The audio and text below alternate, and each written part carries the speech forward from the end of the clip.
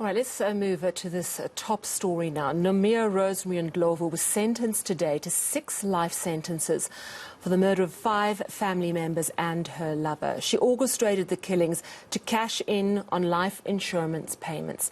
Let's take a look at what drives someone to commit such cold-blooded killings. I'm joined by Professor Gerard Labuschagne, criminologist, former police psychologist and author of the Profiler Diaries. Prof, thank you so much for your time. So, Rosemary Ndlovu didn't actually kill the people herself. She took out hits, but am I right that she's still seen as a serial killer? Yeah, I mean, as we saw today, Lieutenant Colonel Elmarie Myburgh from the police's investigative psychology unit testified at sentencing, and that was her sort of findings, and I 100% agree with that, and I've been saying that in the previous interviews I've done. Although she didn't commit most of the murders herself, she used other people as her instrument. So in that sense, you know, those people wouldn't have died unless she had initiated that process. So the hitmen that she might have used were really just the method by which she killed the individuals. So I agree 100% with her finding that Rosemary Ndlovu should be regarded as a serial murderer. Is she comparable in a way to the classic South African female serial killer case of Daisy de Melker? She killed 2 husbands with poison for the insurance. She also killed her only son. Now, she was eventually hanged in 1932 in Pretoria. Would you say that there are parallels with these 2 cases? Absolutely. You know, I think ultimately she was only convicted of one of those, but I think she's widely kind of regarded as having probably committed all 3 for insurance money.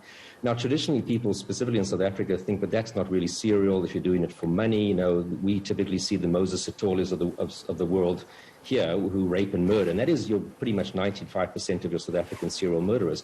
But that doesn't mean that she doesn't fit into that. So the definition by the FBI is essentially 2 separate murders committed by the same person, and then you have, you know, the sexual motivation, the financial motivation, etc. So definitely she does fit in with that criteria.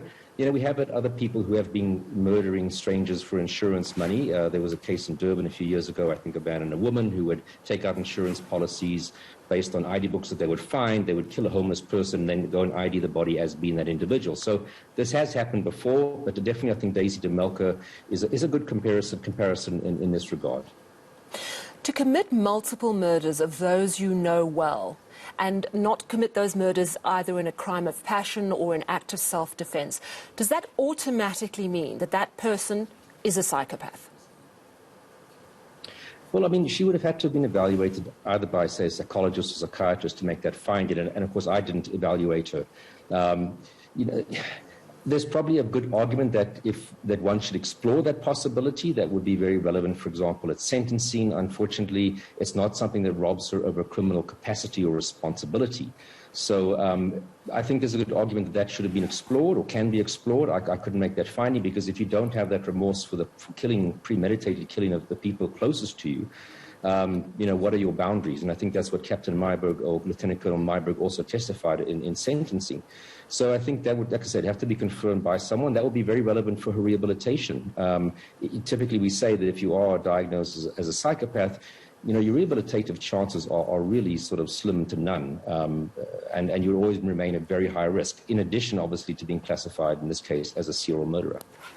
So, I mean, you're explaining that, you know, it's not completely follows necessarily that she is a psychopath. My understanding of what a psychopath is someone who has no conscience, but I've also heard that's what a sociopath is. So just explain exactly what a psychopath is and how you spot them.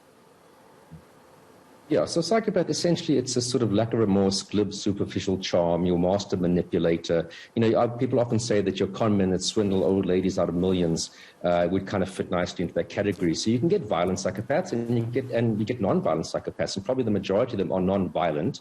And you might not even necessarily be breaking the laws of the country and still fit in that definition. But it's essentially this attitude that you don't really care about the impact of your behavior on other people. You don't typically learn from your mistakes. There's no remorse, very superficialness, very manipulative to always get what you want. So that's kind of the criteria. Now, we often tend to look back into our relationships and people say, oh, well, I've dated one of those. But, you know, really it is something that a psychologist has to make the finding. And we quite liberally throw the term around. What other mental disorders lead people to kill? And I mean, obviously, I'm ruling out things like schizophrenia, where that is just someone who I think might have an argument for a lack of capacity because of the hallucinations and that sort of thing.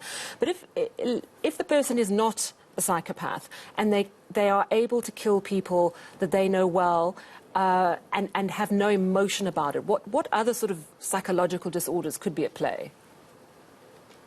Well, I think it's difficult to say. You know, we've had lots of people who kill their intimate partners, either in a fit of rage or, as you know, for wanting to get into a new relationship or financial reasons. We've had many of those doing that on a sort of once-off basis. They got caught, and perhaps that's why they didn't do it again. So we don't typically try and find the explanation for murders in mental illness, because the majority of our murderers, even serial murderers, don't have a mental illness and are found fit to stand trial. You know, we had someone like Pandile Nchongwana in Durban, the so-called axe-murderer, who had a history of schizophrenia, by the way, but was still found responsible for his crimes, that the crimes he committed, the 4 murders, had nothing to do with his schizophrenia. So even the presence of a mental illness isn't an automatic, get-out-of-jail-free card. There has to be proven that there's a clear nexus between your mental illness and the crime you committed. So like I said, we typically don't find mental illness amongst people who murders others, even if it's close, intimate people. Very quick last question. Are there more male serial killers than women, or is that a myth? No, absolutely. I mean, in South Africa, I think, there might be Charmaine Phillips and Peter Grindling, which were a couple in the 80s that killed a few people over a period of about 2 weeks. She's probably fairly safe to say that she could be classified as a serial murderer. She's been released back into society since subsequently. But we haven't really had other females. I mean, I worked on over 110 murder series in my time in the South African police, and I never had a female serial murderer. So definitely the females are very, very rare. And I think this is, for that on its own, is a fascinating case, let alone the fact that she murdered very intimate people and, of course, had this elaborate premeditation through the insurance fraud.